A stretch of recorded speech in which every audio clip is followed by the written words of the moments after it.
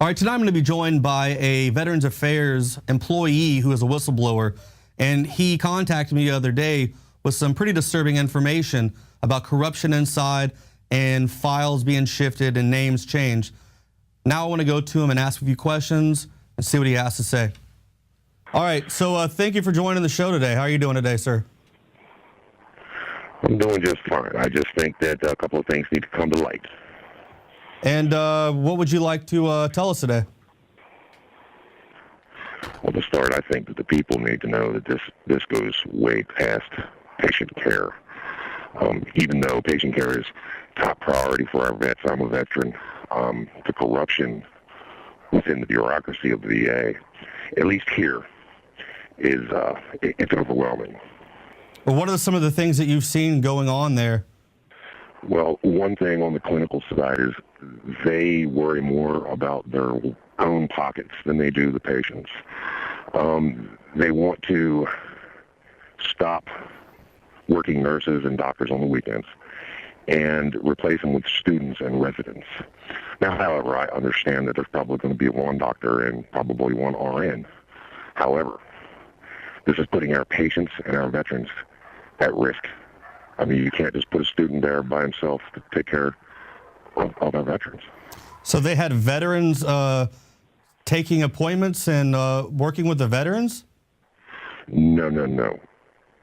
What they're talking about doing up in the ICUs is replacing the nurses and the doctors with students, nursing students, and residents, which is residential doctors that stay there. Not real doctors, not real nurses. Just for the weekends, however. What that does is that creates a cost cut on the clinical side, which lines the pockets of the upper administration and puts our veterans' health at risk.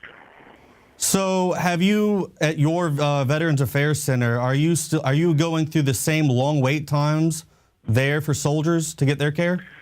Since this is broken in the news, there has been an influx of patients so fast and so quick and so directly related to this that the parking lots are full constantly now. For the past week, there's been lines and lines and lines of people. There's in the administration areas, they're shuffling boxes.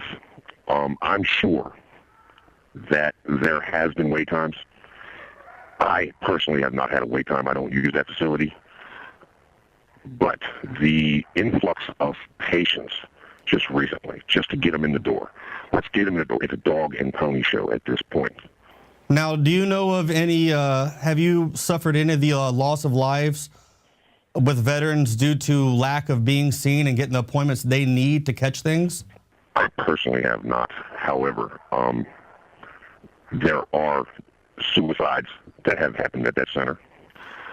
There are several times they've lost patients and haven't been able to find them, and they just wander. It's a huge center. I mean, it's 250 some acres, and they wander around and they can't find their patients. I mean, there's lack of care everywhere.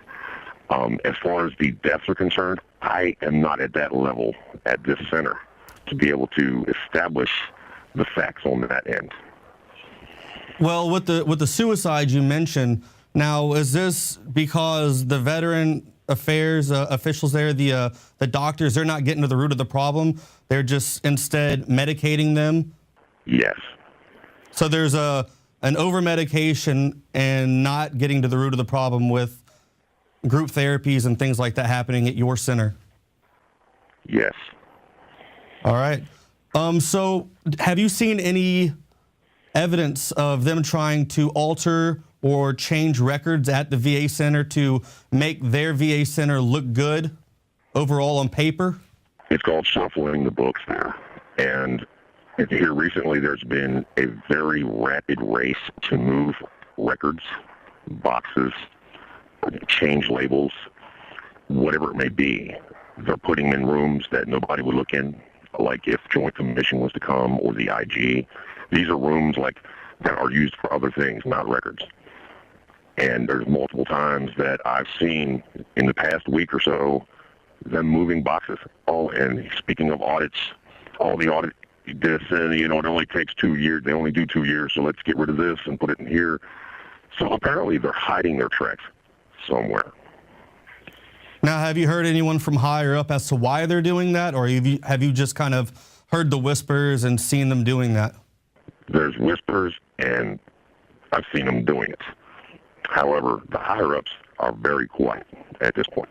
There was a lot of emails in the beginning about how this center is the best, and of course that's with any center, and how this situation that's going on in the news is not affecting us, but there was an inspection going on. It's supposed to be last week, and before that inspection, things were happening, and I could tell, everybody could tell, and nobody there is blind. Now, have any of your superiors, so to say, come to you directly and said, keep certain things that you hear hush-hush at all? There was a statement made. It was a general statement, not directed at me, but directed at certain other employees, including me, that are veterans, that do you see what happens to the people that try to get things straight around here? They're not here anymore. Now, that doesn't directly mean that, they're going to fire us if we say something, but it's pretty telling of what they're trying to tell you. Yeah, it sounds like, if you talk and you open your mouth and you try to bring something negative to the table and speak on anything negative happening, they do want to take action and fire. I mean, that's pretty ridiculous. I mean, we shouldn't have to, for you as an employee there, you shouldn't have to worry about that. You should be able to bring something like that to the front and get information on it. That would never happen for employees. The upper administration tries to keep things as tightly sealed as possible. There are veteran nurses that are veterans that are there, and I have spoke with them, and they see things beyond what I see. They see the lack of care with our veterans. They see the calling of board meetings for all the nurses for a uniform issue instead of worrying about the patients. Okay, this is a patient care issue. Who cares right now about uniforms have to be this, this, and this? Well, these nurses are getting a little tired of it. And they want to speak out also, but the bureaucracy's got them so scared. It's really, really, they're kind of hush-hush. They talk to me, but they don't really want to go that much further. What else have you seen up there in your time working there? And do you have any tips that maybe we could get out to the people to kind of help? They don't really hold the veteran at 100% like they should. This is the Department of Veterans Affairs. They hold their own pockets and their own self-worth at that center or in that system higher than they do the veterans. The things that I've seen are that you've got human resource issues where veterans come in, want a job, and they won't give it to them. They'll give it to a family member of somebody who already works there. And it's gotten to the point where you've got veteran preference only jobs, and this is a law, that they will hire a non-veteran over a veteran with a preference, with a disability. Before they will hire that veteran, they will hire a family member of somebody who already works there. It's a huge bureaucracy, and it's a huge game, and somebody has to break the corruption. I mean, that's insane. They're not going to hire veterans at the Veterans Affairs Center right now, and they're only going to people who work there. I mean, that's how you keep that corruption inside, and by not allowing new, fresh, younger people in there with ideas. I mean, I can't believe that they're doing that. That's just... Well, you also have the point of, I personally am not against non-veterans. I'm 100% for my veterans, but I'm not a non-veteran hater. However, you have supervisors and supervisory positions in this hospital that have been made statements, racial slurs against veterans, have made statements that, older veterans, they should just be taken outside and shot in the head because they're worthless. And this person still works there, and he's still a supervisor. You tell me how wrong that is. That's very wrong. Has anyone filed a complaint or anything like that, or are most people overall kind of scared to speak out because, the threat of possibly losing their job and retirement and benefits? Both. We have had people, that's not my issue. I heard it, but at the point in time I heard it, there was other veterans around, so I assumed they were going to take the charge. It was their supervisor, but I think they're so scared because they've got them that scared that they don't want to say anything. So what they do is a couple of them will go to the union, and what the union does is just slap them on the wrist and say, okay, don't do that again. It's always being done by this person. It's ridiculous. How can you stop the corruption and the insanity if you have a supervisor that's a non-veteran saying these things to veterans, scaring them about their jobs and telling them that because you're an older veteran, you ought to be taken outside and shot in the head. Well, hey, I got something to say to him. While he was wiping his butt, these guys were out there fighting in the fields for his freedom. How can he have the right to say that about them? But nobody says anything because it's an inside thing. It's kept in the walls. Hush, hush.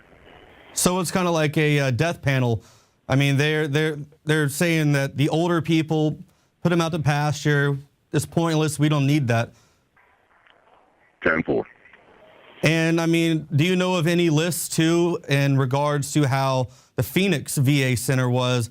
Does your VA Center have a secret list, so to say, where they have a list of people that are being denied health care? I don't know about a list. I'm not at that level of the administration, or that's not my job. However, there are veterans that work there that I've asked, do you go here, for your health care? Well, no, they denied me health care. So how can they deny one veteran? And he was in the Navy, and he served 10 years in the Navy, but they're going to accept somebody that did 18 months in the Marines and got kicked out for drugs, and he's in the healthcare system. However, this Navy veteran that did 10 years got denied healthcare. I know that for a fact. However, I don't know of any lists. I want to thank you for your time today, sir. I understand how, scary it almost has got to be to just kind of come forward on an issue this big.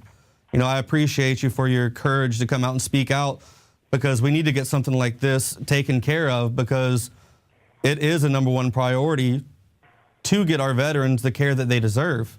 I 100% agree with that. And I want to thank you for your time, and I want to thank you for what you're doing. And I hope the people that hear this at least acknowledge the fact that there's a whole bunch of issues here. There's more than just what you're seeing on TV. And they're hiding a lot of things, and you're never going to see it on the mass media. Well, I hope that over time, as you find things out, keep in contact with me and let me know. And if you do know of any other people who would like to speak out and, shine more light on this corruption, please contact me and let me know. And I, once again, thank you for being on the show tonight. Thank you very much. Have a nice day. You too. Once again, I'd like to thank him for coming on tonight, and thanks for watching tonight, and we'll be back tomorrow.